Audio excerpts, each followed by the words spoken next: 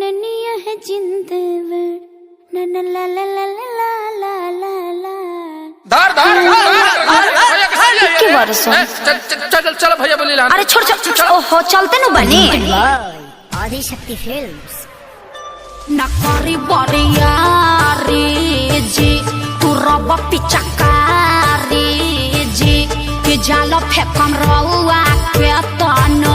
न फंसे ये बरारी जी ए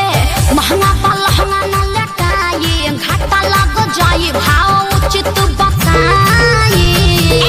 छौ बहनी कराई ताजे तनार रुपिया कहबू तो हके वो तने रुपिया दे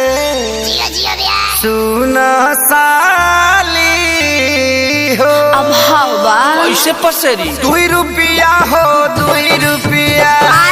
2 रुपिया हो 2 रुपिया चोली रंगाई दे 2 रुपिया हो चोली रंगाई दे 2 रुपिया हो साया रंगाई पौने 2 रुपिया चोली रंगाई दे 2 रुपिया रे साया रंगाई पौने 2 रुपिया आए विवेक जी तनी बेंजू पेरी तो जो खपे चुकारी हियास खोदे जन पतना जन जाइया जे जागे कि जाना वहाँ जाइया जे जागे तो हट दोसरा के धनवा जन वहाँ जाइया जे जागे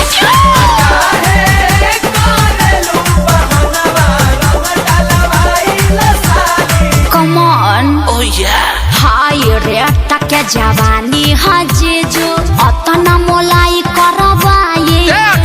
हजारा 2000 तक कुछाओ नइखे लाखों में हम बतियाए ना अरे नहीं करो ना नचनी यार रंग सरे ई तो होली के भेकसी नहीं रंग सरे ई तो कपेरा मसी नहीं दोसर दुआर जाके देखी ओनिया रंग फेंकी छिट्टा माल न भेटाई अरे कहता आधा काठा लिख दे हबखे अरे पूरे लिख दे बाकी डालब भर पे आरी खेत बेचवा बनबो का ब्यास तो तहार का जाता 2 रुपिया हो 2 रुपिया फिर उहे बाप 2 रुपिया हो 2 रुपिया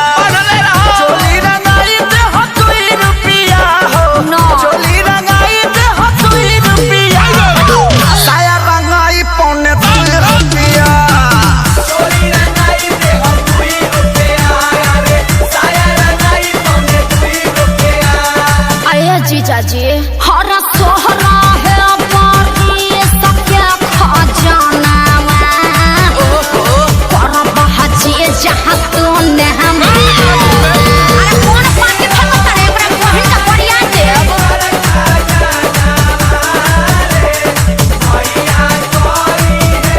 अरे कंजर के सार का हो बिना सिक के झाड़ू सुन ले बानी बिगहा के बिगहा राउर जोत जोताला जी बजट कुछाऊ बढ़ाई जीजा तबे रंगाई उच खाला जी खाली पैसा पैसा तू कइले बारू सुन साली हमारा अभिले ना कुछ रंगवइले बारू साली हमार गोरी किसमिस नाच खइले घेरा खइबा लोग अखिलेश खेसारी न पोल्हाई आकाश श्याम के बोलाई रंगाई आई लगा हर तबला पहुड़ का बजा दिहन अरे जुगु जुगु जिया साली लाख बारी आहोली खेले गइलू सी आये जीजा जी खूब जियत रही अपने ढारत रही अपने पियत रही तहार के पी है 10 टकियावा दी ना बाल्टन के आओ अब 2 रुपिया होते हम 2 रुपिया हवा 2 रुपिया होते हम 2 हाँ तो रुपिया वो दे दो चोली रंगाई दे हम 2 रुपिया हो चोली रंगाई दे हम 2 रुपिया हो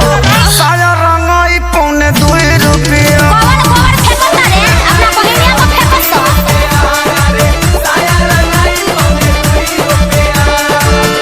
लहई चरनिया चोली किन के राज कर अपना हिट मशीन जीजा।